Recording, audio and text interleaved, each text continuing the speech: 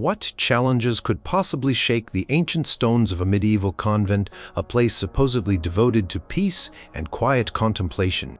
How did women cloistered behind formidable walls defy not just spiritual obstacles but also the very real dangers of their tumultuous world? From political turmoil and war to famine, plague, and oppressive power structures. Period from the 5th to the 15th century, often called the Middle Ages, was a crucible of hardship and faith, and within its depths, some truly remarkable women, nuns, rose to meet adversity with an unshakable spirit. Number 1. Hildegard of Bingen, the Rhineland's resilient prophetess. The Rhine Valley, in the year of our Lord 1100, hummed with both spiritual fervor and earthly strife.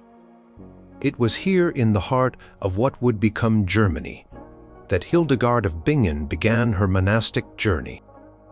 Born to noble parents, she was offered as a tithe to the church at a young age, entering the Benedictine monastery at Disibodenberg as an oblate. From her earliest years, Hildegard experienced profound visions, bursts of divine light and insight that she initially kept hidden, fearing judgment or misunderstanding. These visions, however, would become both the source of her spiritual power and the spark for some of her greatest struggles. Her first major test of resilience arose from the very structure of monastic life itself. As the community grew and her spiritual gifts became more apparent, particularly after she succeeded Jutta of Sponheim as magistra, Hildegard felt an unshakable call to establish a new independent convent. The existing monastery at Disibodenberg was a double monastery, housing both monks and nuns. While this offered a degree of protection and shared resources, Hildegard believed that for her community of women, true spiritual flourishing required their own dedicated space. Free from the direct oversight of the male abbot, this was not a small request. Moving an entire community, particularly one that had established roots and depended on the existing monastery's patronage, was a monumental undertaking, fraught with financial and political obstacles. Abbot Kuno, the leader at Disibodenberg, strongly opposed the move. He saw Hildegard's request as a challenge to his authority, a drain on the monastery's resources, and a potentially dangerous precedent. According to accounts detailed in the Vita Sancti Hildegardis, a biographical work written by her contemporary monks, Kuno refused her petition outright, citing practical difficulties and a lack of precedent. Hildegard, however, was not one to be easily dissuaded. She firmly believed her visions were divine commands, not mere suggestions. She persisted, her pleas growing more fervent, but the abbot remained unyielding. Then a sudden and debilitating illness struck Hildegard. She became paralyzed, unable to move from her bed, her condition puzzling the monastery's physicians. She herself interpreted this severe affliction as a divine punishment for her hesitation and for not immediately fulfilling the heavenly mandate to found a new convent. The illness was both a physical torment and a profound spiritual test. Her suffering was intense, a relentless ache that drained her strength, yet her resolve only deepened. Her fellow nuns, witnessing her suffering and knowing her unwavering conviction, began to pressure Abbot Kuno. They saw the purity of her intentions and the severity of her condition, and they believed her claim that her illness was connected to the blocked relocation. Even Volmar, a monk, and Hildegard's scribe, who had initially been skeptical, became a staunch advocate. The Scivias, Hildegard's first major theological work, recounts these struggles and the divine pressure she felt. The community's growing insistence, coupled with Hildegard's unyielding physical suffering, finally compelled Abbot Kuno to relent. He consulted with Archbishop Henry of Mainz, who, after reviewing Hildegard's visions and considering the widespread belief in her spiritual authority, gave his grudging approval for the move. In the year 1150, at the age of 52, Hildegard, still frail but determined, led her community of 20 nuns to Rupertsberg, a hill overlooking the confluence of the Rhine and Nahe rivers. The journey itself, though short in distance, was arduous for those in fragile health. Construction of the new convent, though supported by patrons, was a continuous battle against financial constraints and logistical hurdles. Records preserved at the historical archives of Mainz detail the significant expenditures and the tireless efforts of Hildegard and her sisters in establishing the new foundation. The establishment of Rupertsberg was not the end of her challenges. Years later, as her fame grew and her influence expanded, Hildegard found herself embroiled in another significant dispute, this time over the burial of a young man excommunicated by the Church. The man, a nobleman, had been interred in the convent cemetery. When the ecclesiastical authorities, particularly the Archbishop of Mainz, demanded his body be disinterred because of his excommunicated status, Hildegard refused. She believed the young man had reconciled with the Church before his death, possibly in a final confession, and therefore deserved a Christian burial. To disinter him, she argued, would be a desecration and an affront to divine mercy. This refusal placed her in direct opposition to the powerful Archbishop and the prevailing ecclesiastical law. The Archbishop responded by placing the entire convent of Rupertsberg under an interdict, a severe ecclesiastical penalty that forbade the nuns from singing the divine office, receiving the sacraments, or performing any sacred rituals. For a monastic community, this was a devastating blow, a silencing of their very purpose. It was a profound test of their faith and obedience. The Symphonia Harmoniae Celestium Revelation, Hildegard's collection of liturgical songs, remained unsung within the convent walls, a painful silence. Hildegard, however, did not waver. She wrote passionate letters to the Archbishop, explaining her position, appealing to higher principles of mercy and justice, and even citing her divine visions as justification. She argued that the young man had given signs of repentance and that only God could truly judge the state of his soul.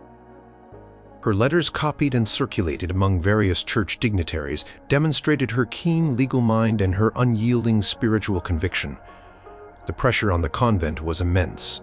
The nuns suffered greatly under the interdict. Their spiritual lives crippled, yet they remained loyal to their abbess. Eventually, the Archbishop, perhaps swayed by Hildegard's compelling arguments, her reputation for holiness, or the sheer weight of her determination, lifted the interdict.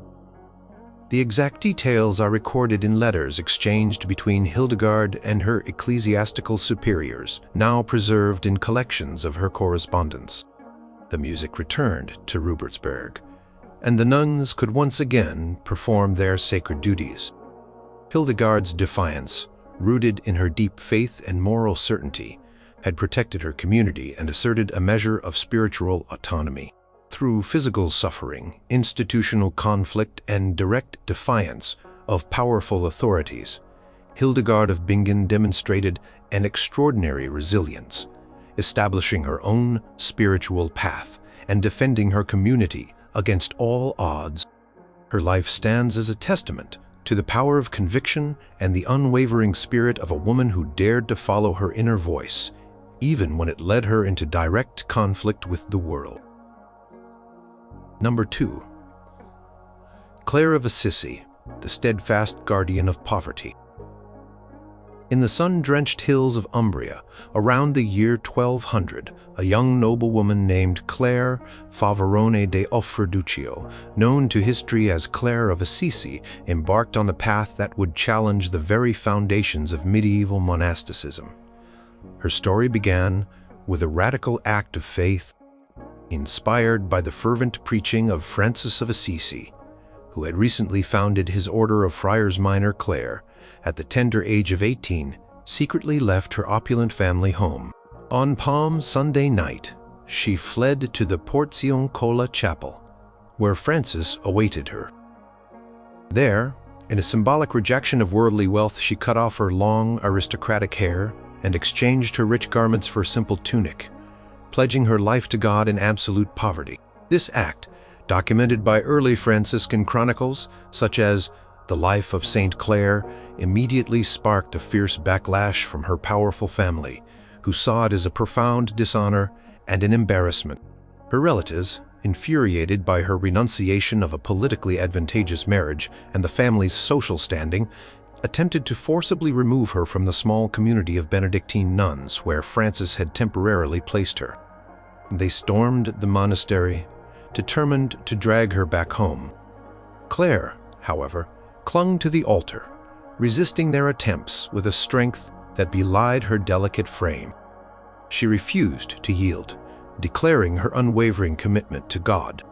Her defiance, in the face of her own family's wrath, was her first public display of remarkable resilience, a testament to her resolve to follow her chosen spiritual path, regardless of the personal cost or social repercussions. Soon after, Clare moved to the small church of San Damiano, which Francis had rebuilt. Here, she began to gather a community of women who, like her, sought to live a life of radical poverty, prayer, and penance. This community would become known as the Poor Ladies of San Damiano, and eventually the Poor Clares. It was here that Clare faced her greatest and most protracted adversity: the relentless struggle to preserve her order's commitment to absolute poverty, a vow she called the privilege of poverty. At this time, most female religious communities in Europe lived under established rules, often based on the Benedictine rule, which allowed for communal ownership of property and guaranteed a certain level of material security. Clare and Francis, however, envisioned a life of complete renunciation, relying solely on alms and trusting entirely in divine providence. This was a revolutionary concept for women's religious orders, and it immediately met with resistance from the wider church hierarchy. The popes and cardinals of the time, accustomed to the more traditional monastic structures, viewed Clare's insistence on privilege of poverty with suspicion and concern. They worried about the long-term viability and stability of a female community without endowments or fixed income, fearing they would become a burden on the church or succumb to destitution. Records from the papal registars of the 13th century clearly show numerous attempts by the Curia to impose a more conventional rule of property on the Poor Clares. Pope Gregory IX, a personal friend of Francis and Clare, initially supported their vision, but later attempted to impose a rule that would allow for communal property, fearing for the nuns' survival. Clare, however, steadfastly refused. She engaged in a long and arduous correspondence with the Pope and his successors, passionately arguing for the spiritual necessity of their radical poverty. She maintained that poverty was the very foundation of their vocation, a direct imitation of Christ's own life, and the only way to truly live out the Franciscan ideal. Her letters, many of which are preserved in collections of Franciscan writings, are eloquent and firm, demonstrating her theological acumen and unwavering conviction. Even as she endured severe illness, particularly in her later years, Clare continued her fight. For decades, from her humble cell at San Damiano, she corresponded, pleaded, and resisted all attempts to compromise her community's commitment to absolute poverty.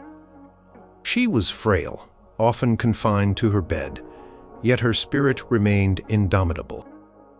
Accounts in the Acta Sanctorum detail her declining health, yet her determination only seemed to deepen with her physical weakening. Her resilience was tested not only by the highest echelons of the Church, but also by the very real threat of external violence.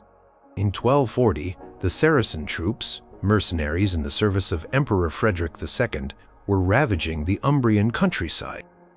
They stormed the town of Assisi and laid siege to San Damiano itself. The nuns were terrified, fearing for their lives and their sanctuary. Clare, severely ill and barely able to stand, was carried to the convent gate. She clutched a monstrance containing the Blessed Sacrament, the body of Christ, and bravely confronted the invaders. She reportedly prayed fervently, asking God to protect her sisters. The legend of St. Clare, a foundational text for her life, recounts that as she held up the sacrament, a voice from the host was heard saying, "I will guard you always." Immediately, the Saracen soldiers were struck by fear and fled, abandoning their attack on the convent. This miraculous intervention, widely reported and believed, solidified Clare's spiritual authority and demonstrated her profound faith and courage in the face of imminent danger. Clare's final and perhaps most significant act of resilience was securing the papal bull Solum Agnus from Pope Innocent IV, just 2 days before her death in 1253. This bull formally approved her own rule of life for the Poor Clares, which explicitly enshrined the privilege of poverty as the guiding principle for her order. It was a victory won after more than 20 years of relentless struggle, a testament to her unyielding determination and unwavering faith. The rule, a revolutionary document for women's religious life, became the definitive charter for the Poor Clares, shaping their contemplative life for centuries. Clare of Assisi. Through her unwavering dedication to her spiritual vision, her resistance to both family and powerful church authorities, and her courage in the face of invasion, embodied an extraordinary form of resilience. She was a woman who, despite physical frailty, possessed an iron will and a profound spiritual conviction that enabled her to safeguard the unique identity of her order, leaving a lasting legacy of poverty and spiritual devotion that continues to inspire. Number 3. Bridget of Sweden, the diplomat, mystic, facing schism. The 14th century was a tumultuous time for Europe, marked by the Black Death, incessant wars, and perhaps most profoundly the Great Western Schism, a period when 2 and later 3 rival popes claimed spiritual authority.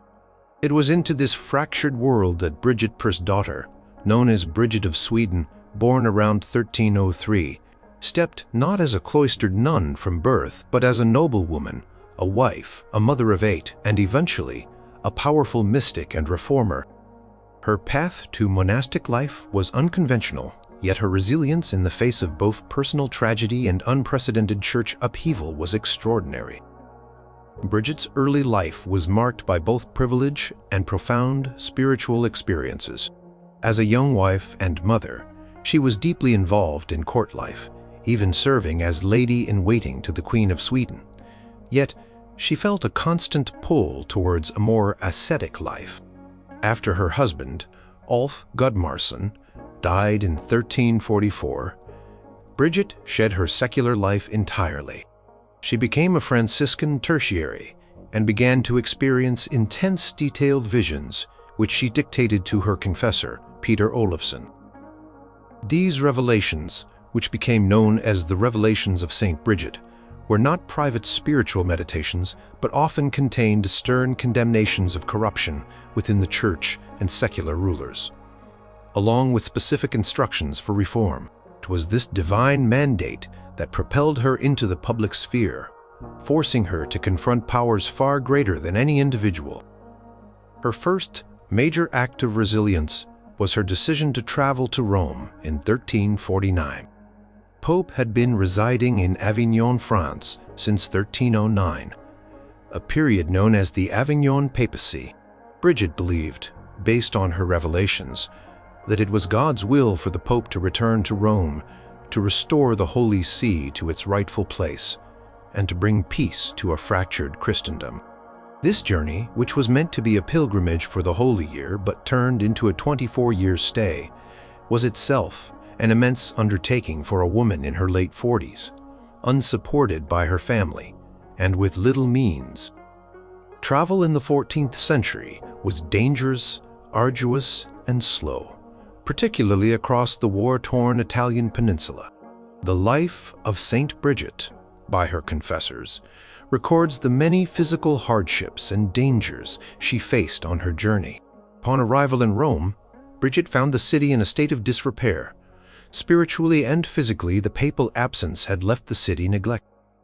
She lived in poverty, visiting churches and tending to the poor and sick. Her initial attempts to persuade Pope Clement VI to return to Rome were met with indifference or outright dismissal. Pope was comfortable in Avignon, surrounded by French cardinals, and saw little reason to return to a desolate Rome. Bridget's perseverance in the face of such powerful apathy was remarkable. She did not give up continuing to send messages, often through her confessors, to the papal court, relaying her urgent divine messages. Then came the catastrophic blow of the Great Western Schism, which began in 1378 after Bridget's death, but directly impacted the very goal she had sought to achieve. After Pope Gregory XI finally returned to Rome, fulfilling one of Bridget's long-standing prophecies, he died shortly thereafter. The subsequent contentious election led to the election of Pope Urban VI in Rome and a rival Pope Clement VII in Avignon. Church was now split, with two legitimate-seeming popes, each with their own college of cardinals and supporters. This crisis, unparalleled in church history, threw Europe into religious and political chaos. Though Bridget had died before the schism fully erupted, her vision for church unity and reform was directly challenged by this profound division, making her work and advocacy all the more poignant and necessary in retrospect. Her writings continued to be studied and used by those trying to heal the schism, reflecting her lasting intellectual and spiritual resilience. However, a more direct challenge to Bridget's resilience during her lifetime was the establishment of her own new monastic order, the Order of the Most Holy Savior, known as the Bridgetines. Her revelations commanded her to found a unique double monastery, with separate quarters for monks and nuns, but a shared church and rule, focused on the passion of Christ and the spiritual nourishment of books. Establishing such an order required papal approval, and convincing the Curia of the validity and necessity of a new rule was a formidable task. This was particularly true given the existing strictures on new orders laid down by the Fourth Lateran Council. Bridget meticulously detailed the rules and customs for her new order based on her visions. She faced skepticism and bureaucratic delays from the Roman Curia, which was wary of new religious movements. She corresponded extensively with cardinals and high-ranking prelates, patiently explaining the divine origin and spiritual benefits of her proposed order. She even faced a period of internal struggle within her own group of followers, as some doubted the authenticity of her visions or the practicality of her proposed rule.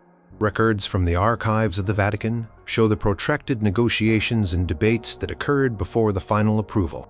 Her persistence finally bore fruit in 1370 when Pope Urban V, who had returned to Rome, gave conditional approval for her rule of life. This approval was a triumph of her unwavering faith and tireless advocacy. Though the first Bridgetine monastery, Vadstena, was built in Sweden under the patronage of her family, Bridget herself never saw it completed. She died in Rome in 1373, on her way back from a pilgrimage to the Holy Land, a journey that itself was fraught with danger and physical hardship for a woman of her age and declining health. Her biography details her determination to complete this pilgrimage, even in the face of considerable physical suffering. Bridget's legacy was not only the founding of her order, but also her powerful voice as a critic and reformer, directed at kings, popes, and common people alike. She tirelessly denounced corruption, worldliness, and moral decay, often delivering her messages with unflinching directness. Her courage to challenge powerful figures, even when it put her at risk of being dismissed as a deluded woman or a heretic, showcased an exceptional spiritual and intellectual resilience. Through her profound spiritual experiences, her unwavering commitment to papal return, her tireless advocacy for her new order, and her courageous role as a prophetic voice in a deeply troubled era, Bridget of Sweden demonstrated an unparalleled strength of spirit, navigating the complexities of her age with an enduring faith and resolve that left an indelible mark on the Church. Number 4. Julian of Norwich, the anchoress of hope amidst plague. In the narrow, quiet streets of Norwich, England, in the latter half of the 14th century, a woman known to history as Julian lived a life of extraordinary spiritual depth and profound resilience. Her story is one of internal fortitude, for her adversity was not primarily external conflict or political upheaval, but the devastating forces of nature and the deep spiritual questions they provoke. Born around 1342, she lived through one of the most cataclysmic periods in European history, the Black Death. This horrific pandemic swept across the continent, decimating populations, challenging existing social structures, and fundamentally altering the spiritual landscape. Julian's response to this overwhelming tragedy was to seek, not escape, but deeper understanding, leading her to become an anchoress.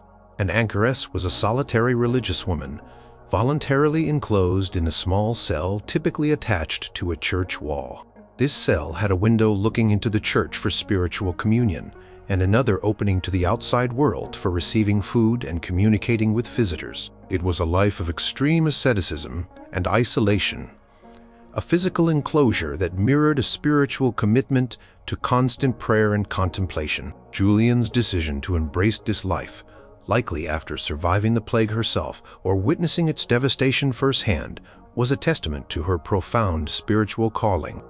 The records of the Norwich diocese mention the small cell attached to St. Julian's Church, where she likely resided for decades. Julian's most profound adversity, however, began with a severe illness that struck her in May 1373, when she was 30 years old. She believed she was on her deathbed, receiving the last rites.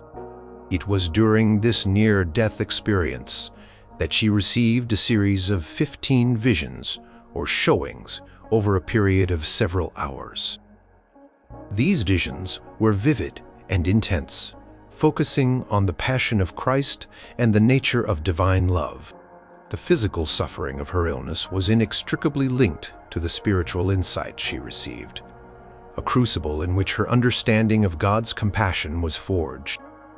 Her short text, The Assorted Treatise of the Manifestation of God's Love, details these initial experiences. The immediate aftermath of these visions presented a formidable challenge: how to comprehend and articulate what she had seen and felt.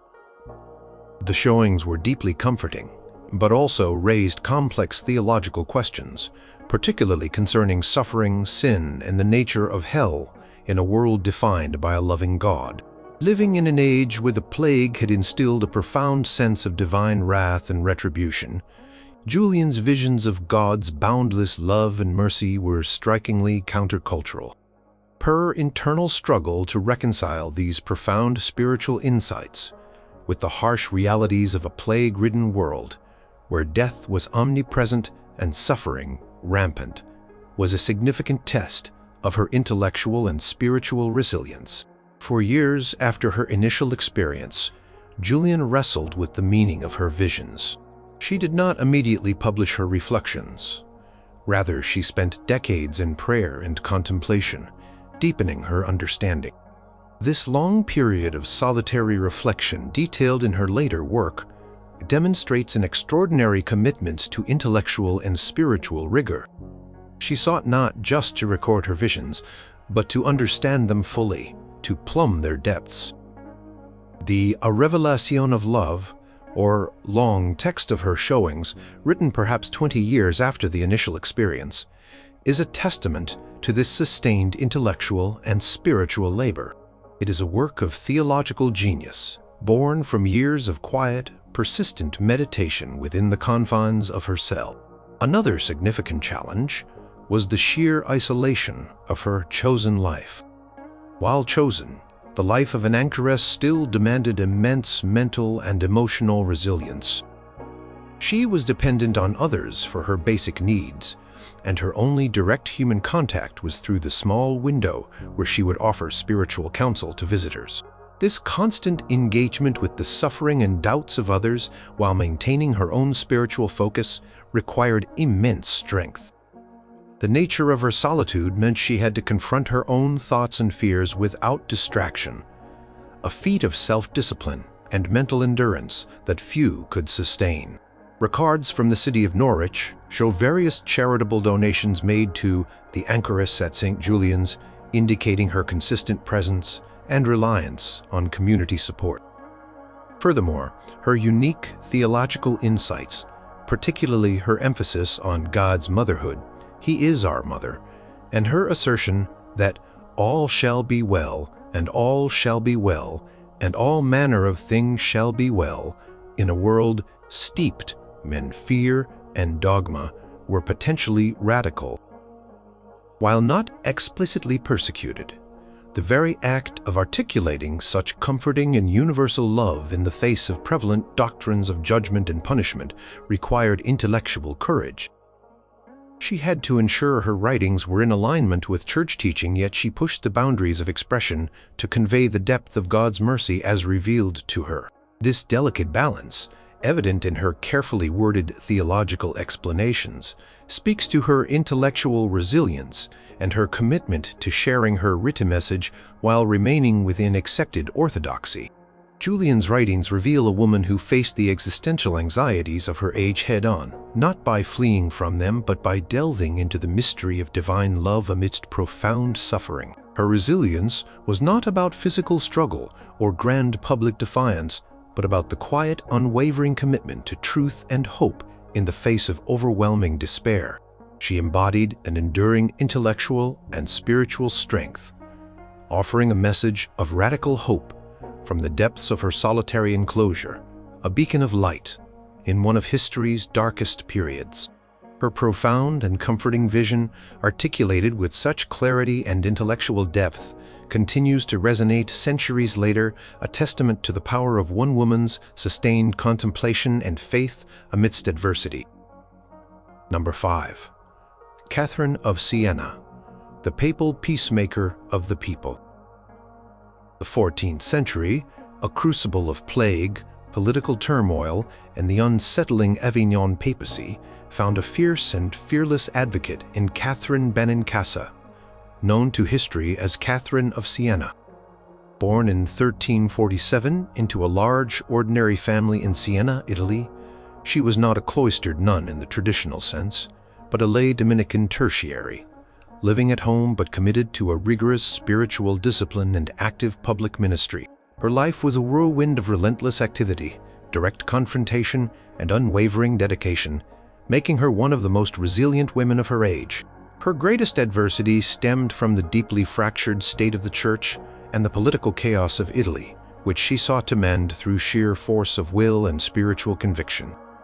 From a young age, Catherine showed an intense devotion to God, resisting her family's attempts to marry her off. At 16, she joined the Mantellate, a lay association of Dominican women committing herself to a life of prayer and service, though without taking formal vows or living in a convent. She lived a life of severe asceticism, spending years in intense prayer and solitude within her family home, enduring mockery and misunderstanding from her own relatives. This initial period of internal struggle and external dismissal forged her spiritual resolve, preparing her for the extraordinary challenges ahead. Her early biographers, such as Raymond of Capua, detail her rigorous spiritual practices and the early resistance she faced. Catherine's public ministry began when she emerged from her solitary life, feeling called to serve the poor and the sick, particularly those afflicted by the plague. She ministered in the hospitals of Siena, often attending to those abandoned by others due to fear of contagion. This direct engagement with suffering and death during the height of the Black Death required immense courage and compassion.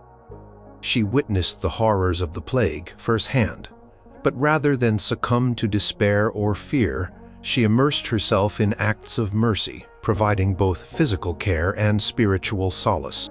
This unwavering commitment to service in the face of such overwhelming adversity was a foundational aspect of her resilience.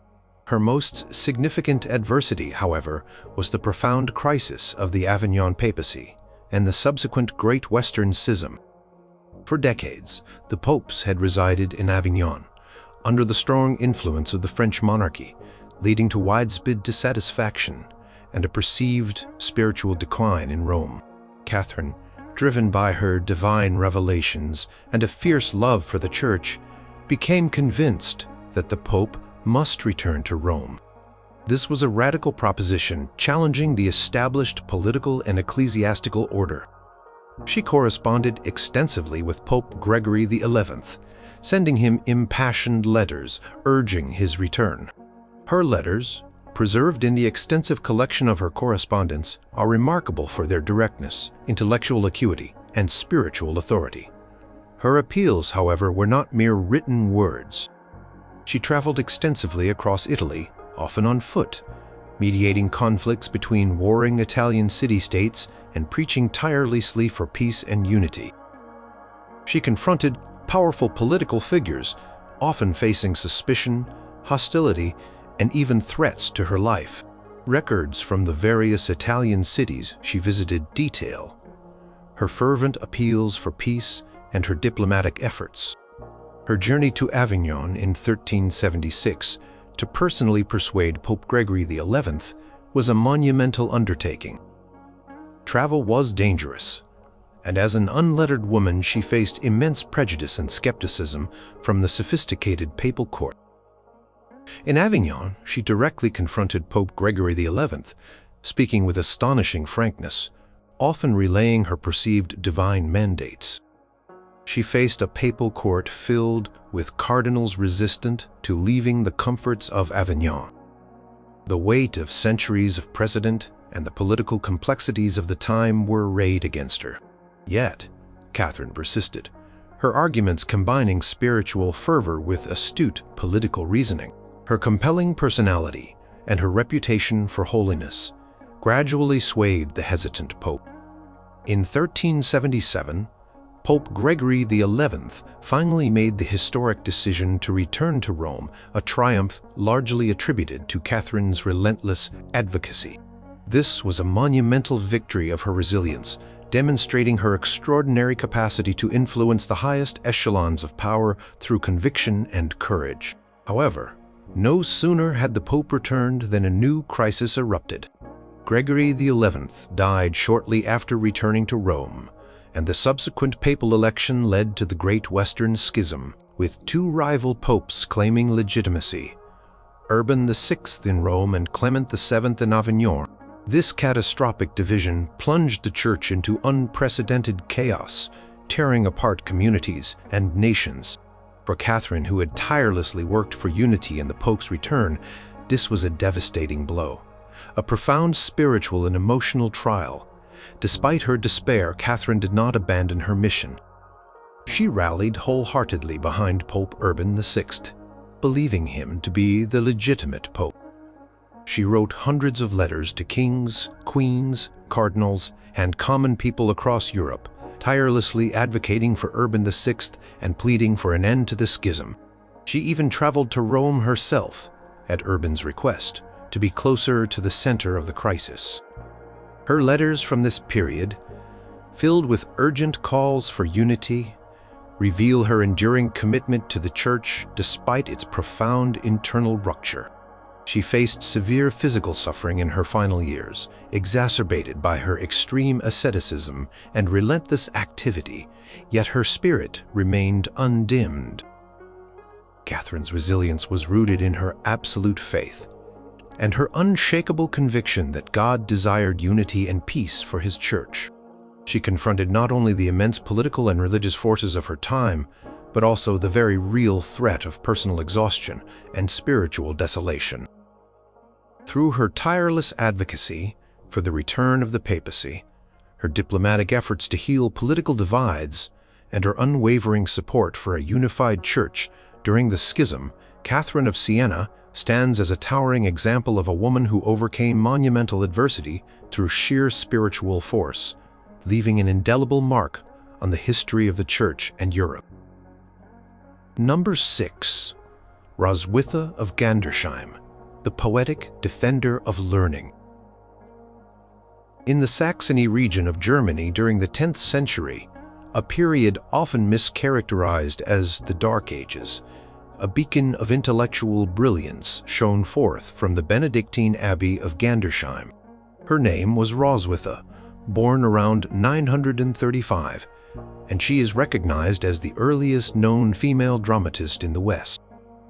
Her resilience was not forged in the fires of political intrigue or physical hardship, but in the quiet, persistent struggle to preserve and advance classical learning and Christian virtue within a monastic setting, often pushing against the implicit and explicit boundaries placed upon female scholarship. Gandersheim Abbey was a unique institution, an imperial foundation, with a strong tradition of intellectual pursuit, particularly for women. It was led by powerful abbesses, often from royal or noble families, who fostered an environment of learning.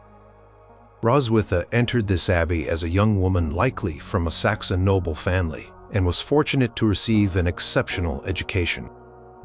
She mastered Latin, immersed herself in classical literature, and studied theology and philosophy under the tutelage of Abbess Gerberd II, herself a highly educated niece of Emperor Otto I. This nurturing environment, while foundational, also presented a subtle form of adversity, the challenge of making female scholarship relevant and respected in a world dominated by male monasteries. The Gesta Atenis, a chronicle of the time, refers to the cultural vibrancy of certain German abbeys, including Gandersheim. Roswitha's primary challenge was self-imposed, to redeem the literary forms of pagan antiquity for Christian purposes. She admired the classical Roman playwright Terence, but found his comedies, while brilliant in style, morally objectionable due to their often scandalous themes and focus on worldly love. Her preface to the dramas clearly states her mission: to use Terence's elegant Latin verse and dramatic structure to tell stories of chaste virgins and virtuous saints, touting the triumphs of Christian purity over worldly temptation. This was a bold and innovative project. To produce original Latin plays in the 10th century, particularly as a woman, was an extraordinary undertaking, pushing against the traditional boundaries of female monastic literary output, which often focused on hagiography or biblical commentary. The difficulty lay in not only mastering the complex literary techniques of classical drama, but also in persuading her contemporaries of the value of such an endeavor. She had to demonstrate that these plays, though secular in form, served a sacred purpose. She faced the inherent skepticism of using pagan forms to convey Christian messages, a tension often debated by early church fathers. Roswitha's resilience was evident in her meticulous dedication to her craft, proving through her work that the beauty of Latin literature could be harnessed for spiritual edification. She wrote 6 plays, including Dulcidas and Paphnutius, which are remarkably sophisticated in their plotting, character development, and dialogue, demonstrating a profound understanding of dramatic convention. Another subtle but significant adversity was the potential for obscurity and neglect. The works of monastic women, though sometimes copied within their own communities, rarely achieved widespread dissemination outside the immediate monastic circles, especially in comparison to male scholars. Roswitha, however, was clearly aware of the importance of her work, and, as suggested by her prefaces, sought to ensure its survival and recognition. She dedicated her works to her Abbess Gerberd II, a figure of great influence which likely aided in their initial preservation.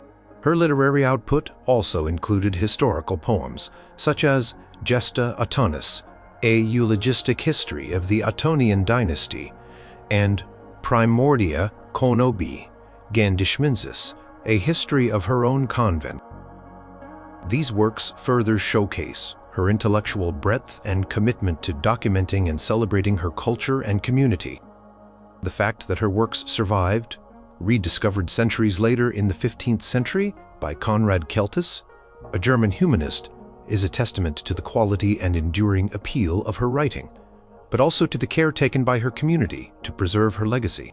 Roswitha also lived in a time of political instability, even within the seemingly quiet walls of the abbey.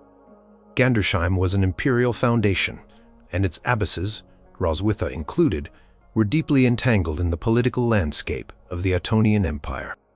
Though Roswitha herself did not directly engage in battles, The stability of her intellectual life depended on the continued peace and patronage afforded by the imperial court. Her intellectual pursuits provided an anchor of stability and cultural continuity during a period when external events could easily disrupt the peace of monastic life. Her historical writings, chronicling the imperial family, subtly served to reinforce the very patronage that allowed her and her sisters to pursue their scholarly endeavors. The annals of Gandersheim themselves in fragments indicate the occasional political pressures faced by the abbey. Roswitha of Gandersheim's resilience was the quiet, persistent strength of a scholar and an artist. She demonstrated the extraordinary ability to master and transform ancient literary forms, to assert the intellectual capacity of women in a male-dominated age, and to create enduring works of Christian art and scholarship. Her legacy is not only in the texts she produced, but in her testament to the power of learning and creativity to overcome the limitations of her time and to preserve the light of knowledge for future generations. Her work stands as a powerful reminder that resilience can be found not only in dramatic acts of defiance, but also in the quiet, dedicated pursuit of intellectual excellence and spiritual purpose. Number 7.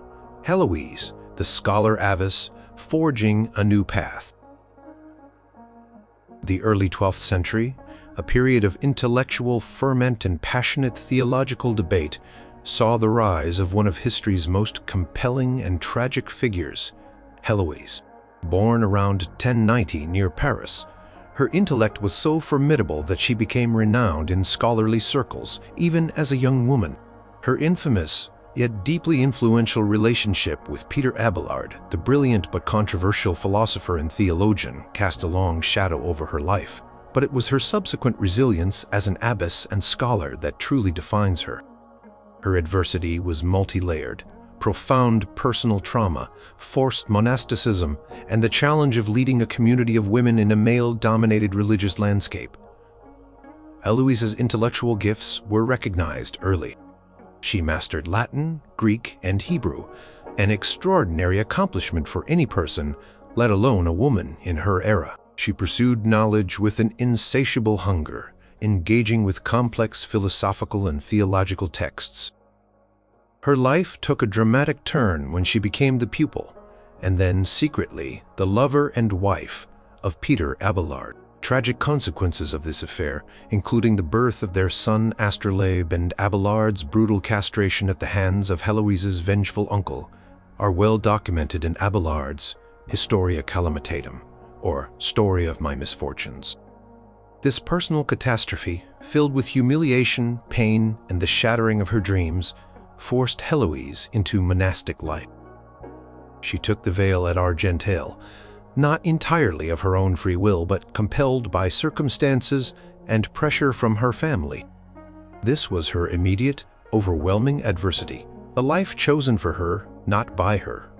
A profound loss of personal autonomy, however, Heloise's resilience quickly became evident. Instead of succumbing to despair, she embraced her new life with remarkable intellectual and spiritual vigor. When the community at Argenteuil was disbanded, largely due to political maneuvering and property disputes, Peter Abelard gifted Heloise and her community the Paraclete Oratory, a hermitage he had founded. Here, Heloise became the abbess, establishing a new foundation for women. This was a formidable challenge.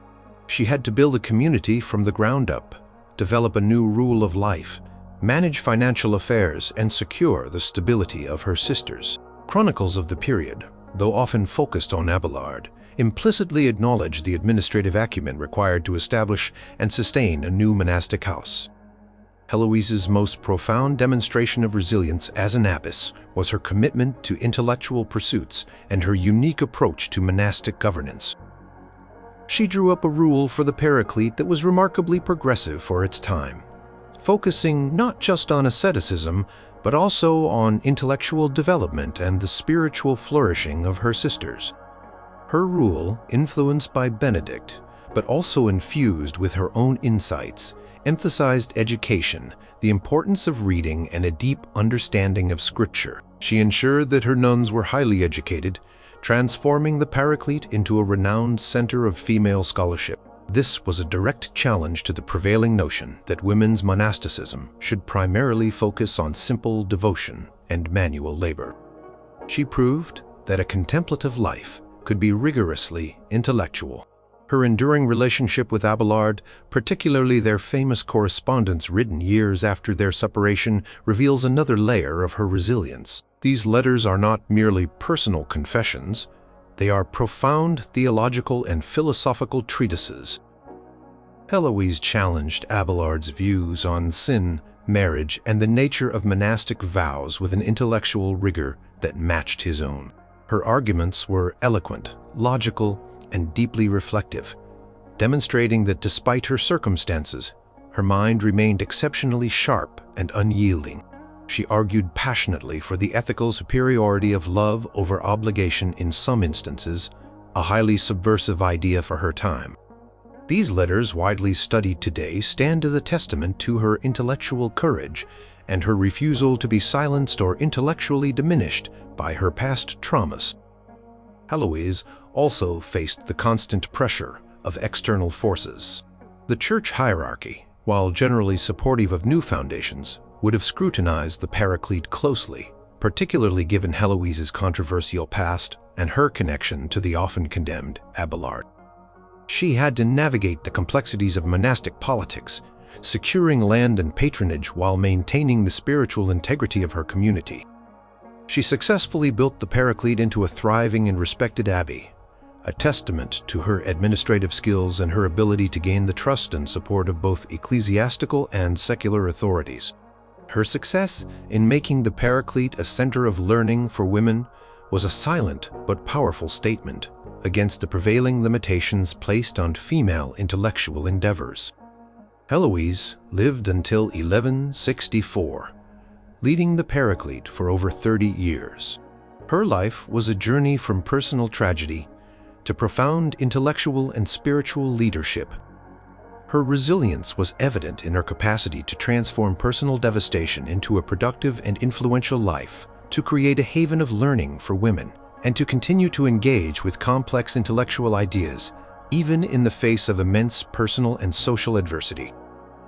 She proved that even when life imposed constraints, the power of the human mind and spirit could not be entirely contained, leaving an indelible mark on intellectual and monastic history. Number 8. Elizabeth of Schonau, the mystic enduring ecclesiastical scrutiny. In the picturesque Rhineland of the 12th century, a time of rising spiritual fervor and intense monastic reform, Elizabeth of Schonau, born around 1129, carved out a unique path as a Benedictine nun and mystic. Her life was defined by profound religious visions, which became both the source of her spiritual authority and the origin of her greatest adversities. Severe physical suffering, intense spiritual trials, and the daunting challenge of gaining acceptance and credibility for her mystical experiences. Elizabeth entered the double monastery of Schonau at a young age, likely as a child oblate. She dedicated herself to the monastic life, embracing its routines of prayer, study, and manual labor. However, beginning in 1152, she began to experience intense visions, often accompanied by severe physical debilitation. These visions, which she recounted to her brother Egbert, who served as her scribe and later as abbot of the male community at Schonau, were vivid and detailed, touching upon theological truths, moral condemnations, and prophetic warnings. Her primary work, Liber Viarum Dei, or Book of the Ways of God, details many of these revelations. Her initial and most persistent adversity was the profound physical suffering that accompanied her mystical experiences. Elizabeth frequently fell into ecstatic trances, which left her utterly exhausted and often confined to her bed for days or weeks. She suffered from persistent illnesses, including headaches, fever, and episodes of paralysis, which she believed were direct consequences of the intense spiritual encounters. This physical torment was not merely a side effect, it was a constant companion testing her endurance and commitment to her spiritual path. The Liber Visionum describes her physical agony in detail, chuting her resilience in enduring such debilitating pain while continuing to receive and articulate her visions. Beyond the physical, Elizabeth faced significant spiritual and psychological challenges. The sheer intensity and frequency of her visions were overwhelming. She sometimes doubted their divine origin, fearing they might be delusions or even temptations from the devil. This internal struggle, the constant questioning of her own sanity and the source of her experiences, was a profound test of her spiritual fortitude. She relied heavily on her brother Egbert for discernment and support, and his role in validating and documenting her visions was crucial for her own peace of mind and for her acceptance within the wider church. The letters exchanged between them, though fewer than some other mystics, highlight this deep reliance and the collaborative effort to understand her revelations. Her greatest external adversity was the skepticism and scrutiny of ecclesiastical authorities. In the 12th century, mystical experiences were viewed with a mixture of reverence and suspicion. While some mystics, like Hildegard of Bingen, gained widespread acceptance, others were condemned as deluded or even heretical. Elizabeth's revelations, particularly those that touched on controversial topics or condemned clerical abuses, put her at risk. She lived at a time when the Church was actively trying to standardize religious experience and maintain hierarchical control. Her spiritual authority came from direct divine revelation, a powerful challenge to the established order. To counter this skepticism, Elizabeth and Egbert worked diligently to establish the authenticity of her visions. Egbert, a respected theologian, meticulously recorded her experiences, often submitting them for review by other learned churchmen. They sought validation from prominent figures, including Hildegard of Bingen, who confirmed the divine nature of Elizabeth's visions. This process of authentication, though necessary, subjected Elizabeth to scrutiny and potential rejection, requiring immense courage to persist in sharing her intimate spiritual experiences with a cautious world. The very act of having her visions documented and disseminated was an act of resilience, asserting their validity in a world that might easily dismiss a woman's spiritual claims. The monastic chronicles of Schonau confirm the process of sharing her visions with outside authorities for validation. As abbess of the female community at Schonau, a role she eventually assumed, Elizabeth faced the added responsibility of leading her sisters while navigating her own profound mystical experiences. She had to maintain order, provide spiritual guidance, and manage the practical affairs of the convent, all while enduring intense physical and spiritual trials. This dual role of mystic and administrator demanded extraordinary energy and focus, proving her ability to function effectively even under immense personal duress. She used her visions to guide her community, providing comfort and instruction, which further solidified her leadership. Elizabeth of Schonau's resilience was rooted in her unwavering faith amidst debilitating illness and spiritual torment. She bravely embraced her role as a visionary, enduring the scrutiny of her peers and the Church, and meticulously documented her experiences to ensure their acceptance and propagation. Through her steadfast commitment to her spiritual calling and her courage in articulating her profound visions, she contributed significantly to the rich mystical tradition of the Middle Ages, demonstrating that even the most fragile of individuals can possess an indomitable spirit in the face of overwhelming adversity.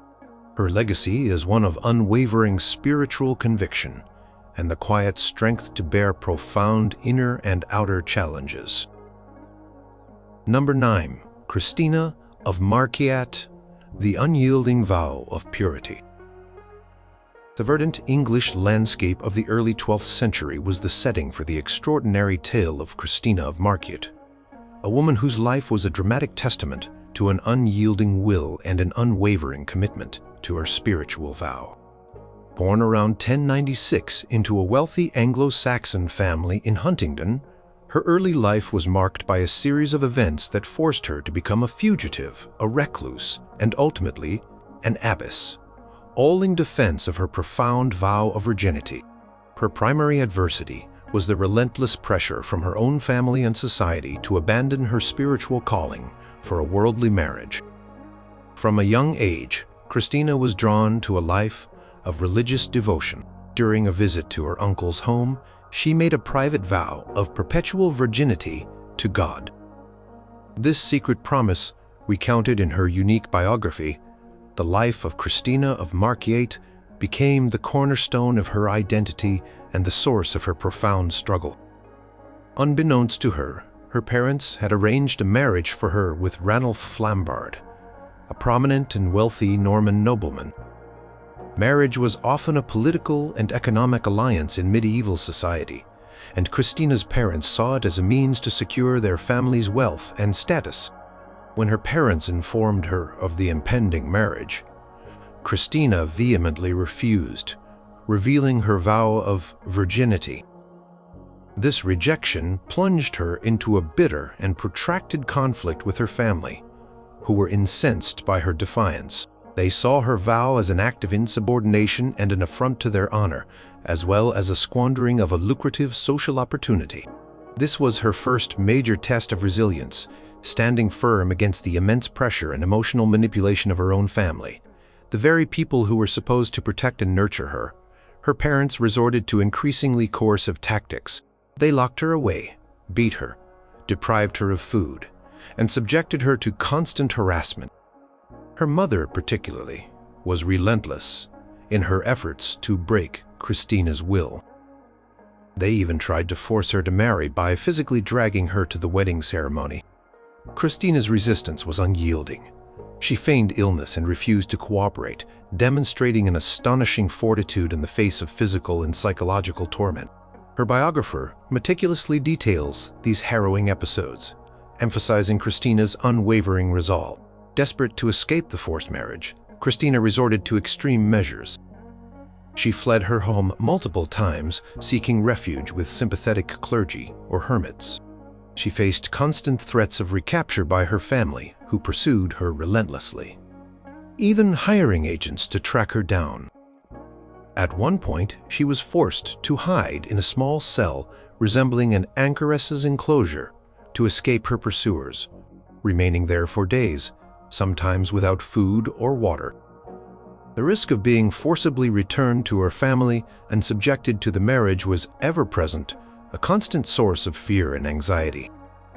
Her ability to endure these conditions, to live in hiding and to survive on the kindness of strangers, speaks volumes about her physical and mental toughness. She eventually found refuge with the hermit Roger at Markiate, near St. Albans Abbey.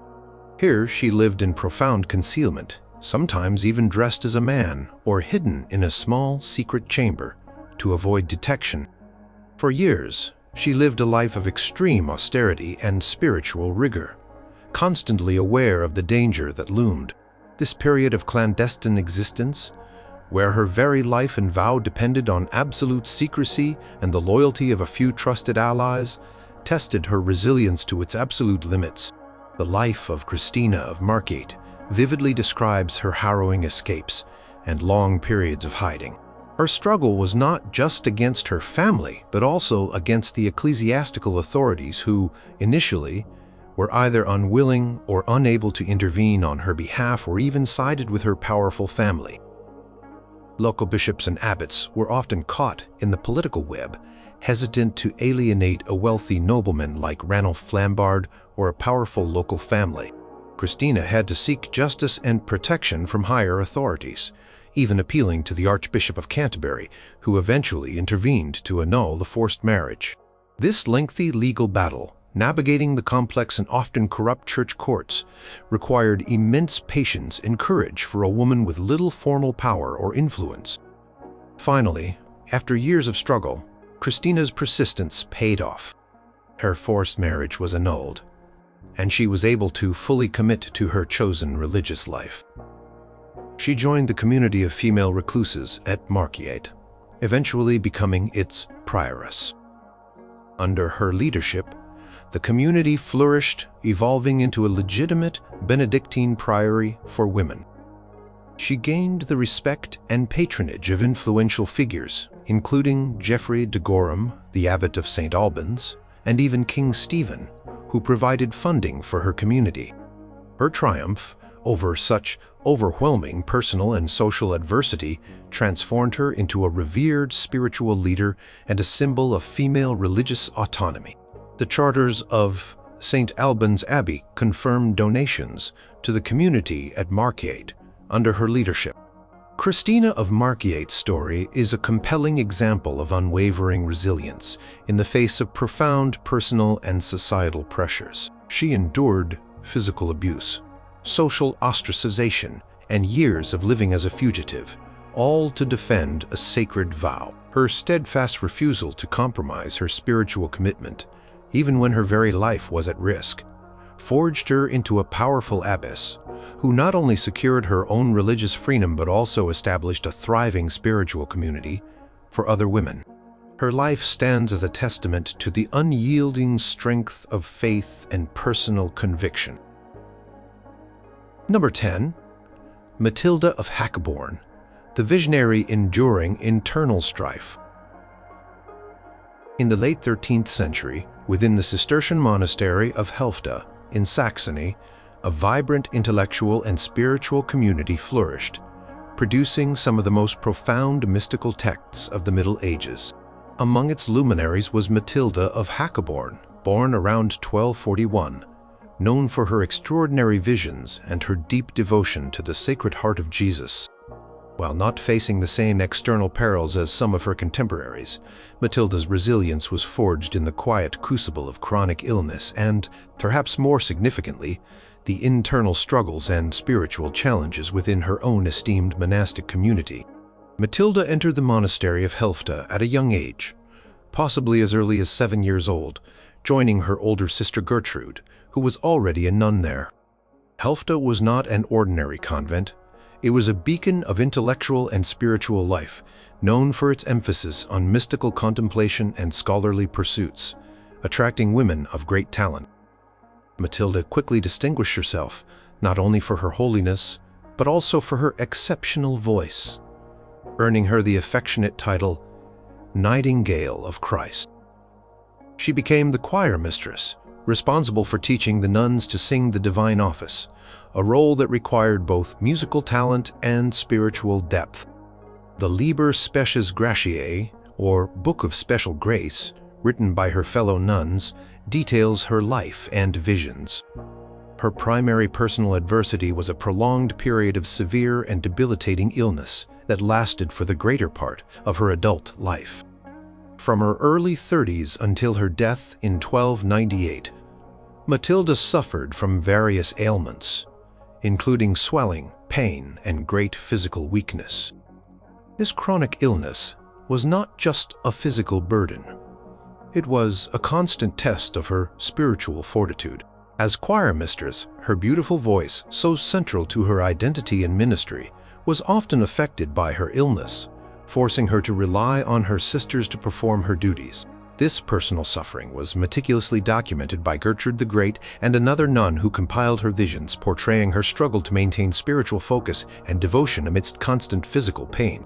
The sheer endurance required to live a monastic life, which demanded regular attendance at lengthy services and communal duties, while experiencing such debility speaks volumes about her resilience. Beyond her physical suffering, Matilda's unique spiritual experiences presented their own set of challenges. She received numerous mystical visions, often centered on the humanity of Christ, His Sacred Heart, and the Virgin Mary. These were deeply personal and profound, but the very act of receiving and integrating such intense spiritual revelations into the structured monastic life could be disorienting. She experienced moments of spiritual dryness and profound humility, fearing that her visions were not worthy of divine favor or that she was misinterpreting them. This internal struggle for discernment and validation was a constant, quiet battle, perhaps the most subtle yet persistent adversity for Matilda, and indeed for the entire community of Helfta, was the implicit and sometimes explicit tension that arose from their profound mystical experiences within the larger, more conventional framework of the Cistercian order and the broader church. While Helfta was unique in its spiritual vibrancy, the very intensity of its mystical life sometimes drew suspicion or misunderstanding from outside authorities. The Cistercian order, for all its spiritual depth, had a clear set of rules and an emphasis on intellectual rigor that sometimes viewed extreme mystical phenomena with caution. The life of Saint Gertrude the Great, which often mentions Matilda, hints at the need for the Helfta mystics to carefully articulate their experiences to avoid censure. Matilda's resilience was also evident in her role in fostering the intellectual and spiritual life of Helfta during a period of considerable internal growth and change. Community expanded, attracting women from across Europe, and Matilda, as a senior nun and beloved spiritual mentor, played a crucial role in maintaining its coherence and spiritual focus. She was deeply involved in the spiritual formation of her younger sisters, including Gertrude the Great, who was significantly influenced by Matilda's mystical insights. Clamidor nature of recording her visions, with other nuns diligently taking down her words, highlights the communal support that allowed her to persevere and the trust she inspired. This was not a passive endurance, but an active contribution to the spiritual welfare of her community, even from her sickbed. Matilda also navigated the inherent complexities of monastic leadership, even in her role as choir mistress and spiritual mother to her sisters. The Book of Special Grace implicitly reveals the challenges of balancing individual spiritual gifts with communal harmony, and the need to ensure that her mystical insights serve to edify, rather than disrupt, the spiritual life of the community. Her unwavering commitment to the liturgical life of the monastery, even when physically unable to perform her duties as before, demonstrated her profound dedication to the communal worship that was central to their Cistercian identity. Matilda of Hackeborn's resilience was a quiet but profound endurance. She bore the relentless burden of chronic illness with grace, maintaining her spiritual vibrancy and her deep connection to the divine. She embraced her mystical gifts, navigating the internal spiritual questions they posed and the external scrutiny they might invite. Through her unwavering devotion, her contribution to the liturgical life of Helfta, and her mentorship of other extraordinary mystics, she ensured that the flame of spiritual insight continued to burn brightly within her convent, leaving a legacy of profound mystical writings that continue to inspire. Her life is a powerful reminder that resilience is not always about grand public acts, but often about the enduring spirit within the quiet confines of a personal and communal spiritual journey.